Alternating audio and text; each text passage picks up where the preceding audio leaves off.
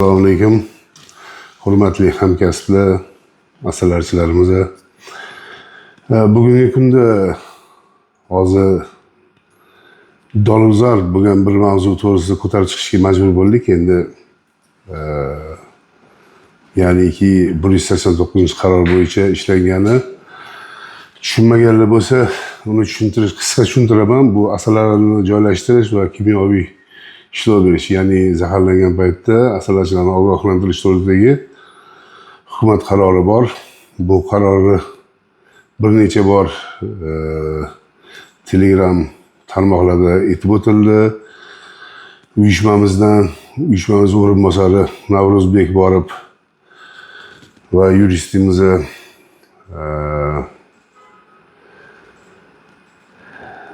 borib tushuntirishdi. Borib viloyatlama yurib, hokimiyatdagi o'rinbosarlar bilan va qishloq xo'jaligi vazirligi bilan birgalikda viloyat yurib tushuntirildi. Lekin shunga qaramay, hozirgi paytda mana ko'ramiz, ko'p tarmoqlarda tarqalyapti, asalari zaharlandi. Endi buni sababchisi bizga dushman bo'lgan bir fermer xo'jaligi deymiz. Lekin buni ikkinchi tomoni bor.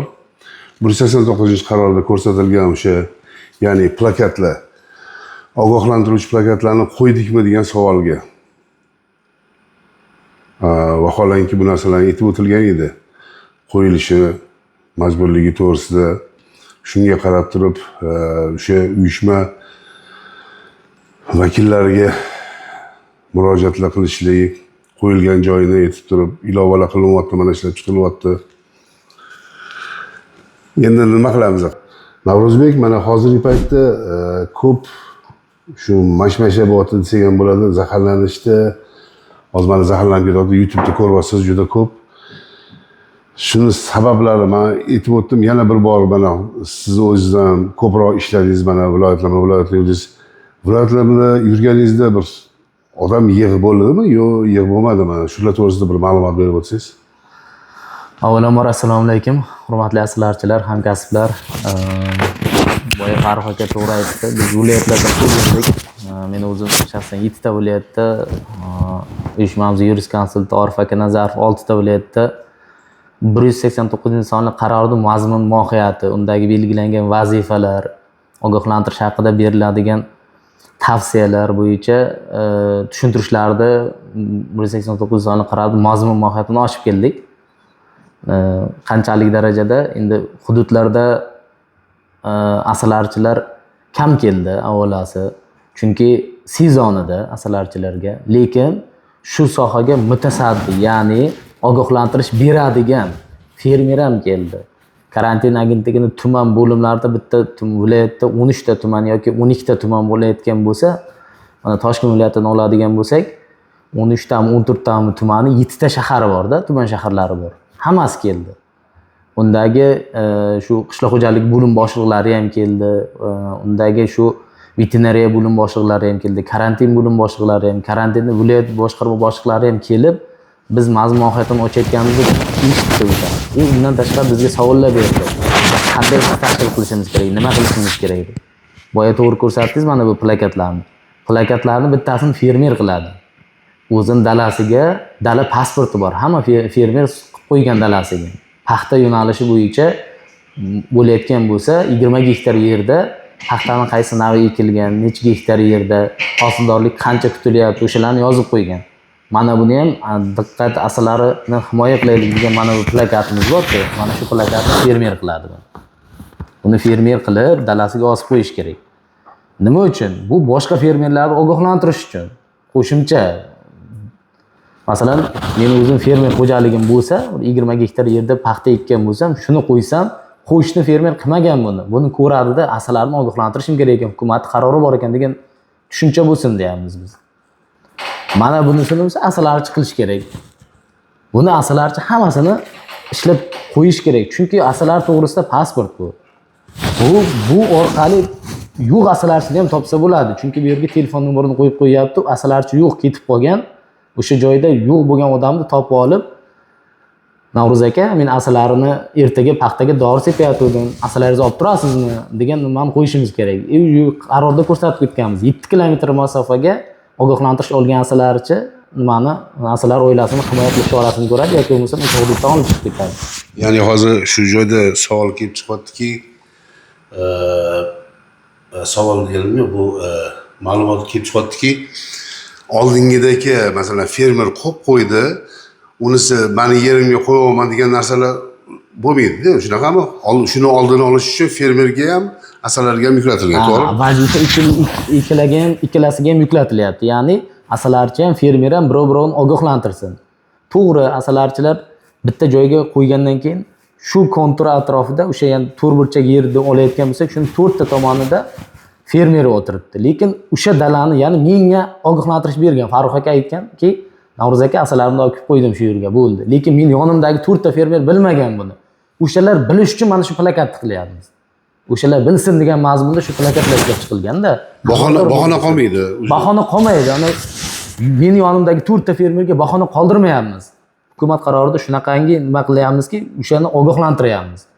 Agar ular bu plakat bilan ham ogohlantirish topmasa, tuman karantin bo'lim boshliqlariga vazifa qo'yilyaptiki, dorini sepishidan oldin fermer ogohlantirsin karantin bo'limini. Agar ogohlantirmasa, unga nisbatan tegishli chorani ko'rsin deyapmiz.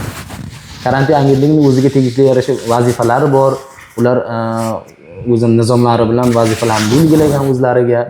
O'shalar bo'yicha fermerlar bilan birga ishlaydi. Ya'ni tumandagi karantin bo'limlarini inspektorlariga bitta hududda, masalan, Toshkent viloyati, Toshkent tumani Navoiy nimasini olayotgan bo'lsak, hududini olayotgan bo'lsak, o'sha hududda bitta karantin inspektoriga 5 ta yoki bo'lmasa 10 ta fermer biriktirilgan. O'sha fermer bilan bu karantin inspektor doimiy aloqada bo'ladi, kontaktda bo'ladi.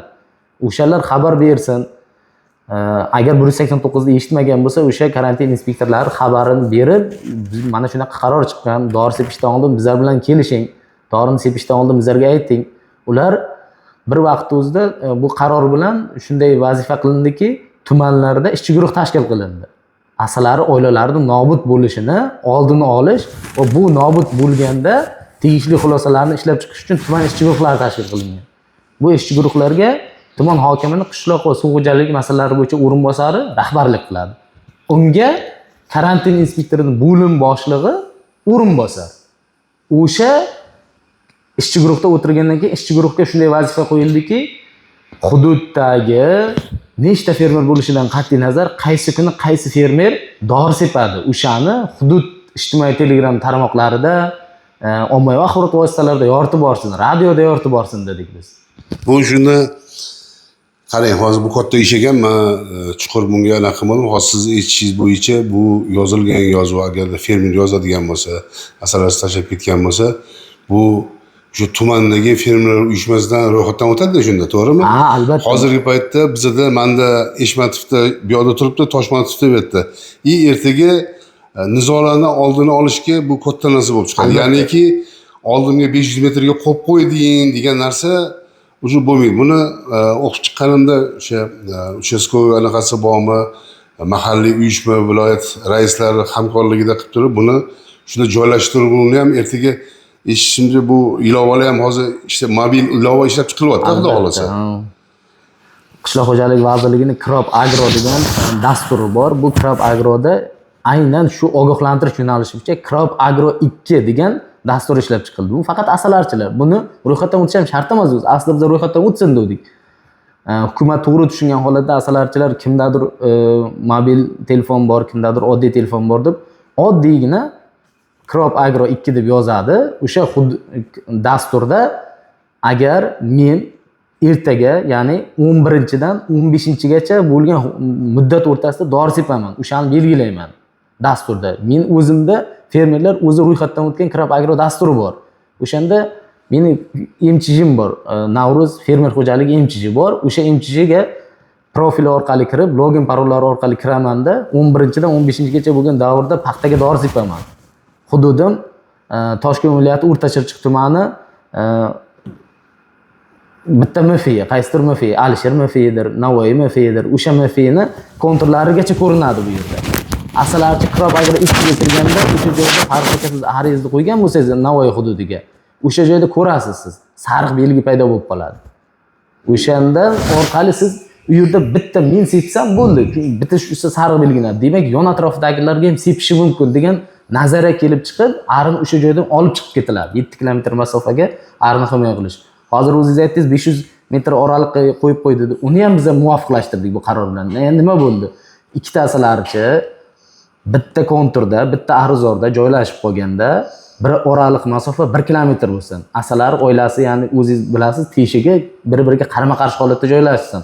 Kuchli ari kuchsizini urib qo'ymasin degan ma'noda u shuni ham kilometrni ham belgilab o'tib ketdik-da. Ya'niki periyod bo'lmasin. Ha. Asalarichilar tili bo'yicha. Albatta, asalarichilar tili bo'yicha shunday periyod bo'lmasin degan ma'noda bir masofani ham belgilab qo'ydik. To'g'ri, bu masofa kimdir uchundir kamdir, kim uchundir ko'pdir. Lekin o'rtadagi masofa 1 kilometr. Minimal masofada belgilandi bu. Endi yana bitta narsani aytib o'tmoqchiman. Bu yerda hozir administrativ jarimalar hozir qo'llanilmayapti boshiga shunaqa. Ha, yo'q. Ertaga bu ishga tushgandan keyin, asalarichilar o'rgangandan keyin albatta bu savol kelib chiqadi. Hozir mana shu narsani qilmasa nima bo'ladi degan narsa kelib chiqadi. Ikki tomonlama.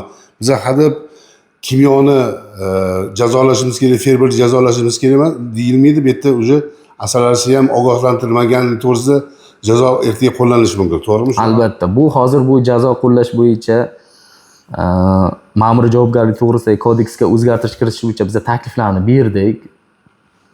Vazirlikka, tegishli tashkilotlarga takliflar berildi. Endi bu bo'yicha ular bilan ishlayapmiz. Yana o'zgartirish kiritib, qarorga, ma'muriy javobgarlik to'g'risidagi kodekslarga o'zgartirish kiritilgandan keyin yana qo'shimcha ma'lumotlar beriladi. Bu bo'yicha ishlanayapti. Albatta, jazo chorasi muqarrar bo'ladi. Kimdir asalarini qasddan ziyon qilsa, unga nisbatan jazo choralari qo'llanilishi belgilanadi. Mana xabarimiz bor, Oqoltin tumanida asalar yonib ketdi. O'shanda pajarni kelib endi qasddan yondirgan debdi, lekin asalarichi men roziman, mayli anaqa qilmayman degan. Fermer hatto to'lab beraman debdi-da, agarda men qilgan bo'lsam to'lab beraman degan qilibdi. O'shanga hozirgi paytda to'lab beraman degani ham o'sha mana qarorlar ishga tushayotganida, to'g'rimi? Nimaiki ertaga javobgarligi borligi, asalarichilarni fermer, mana oddiy misol fermer xo'jalik o'zini paxtasini eksin, asalarichilar uyushmasi masalan mana ertaga ilovalar chiqsa, joylashtirishda asalarichilar bilan birga qiladi, to'g'rimi? O'zidan o'zi joylashtirib qo'ymaydi, eshmatni joyiga yo boshqa. Yana bir narsaki, o'sha haligi aytgan narsangizga qo'shimchasini bir aytmaysiz. Ikkita asalarichi turib qoldi, bir-biriga qarama-qarshi. Bu yerda nizoni oldini olish uchun bir o'rtaga tushganda nima qilinadi? Qaysi kriteriyalarga qaraladi?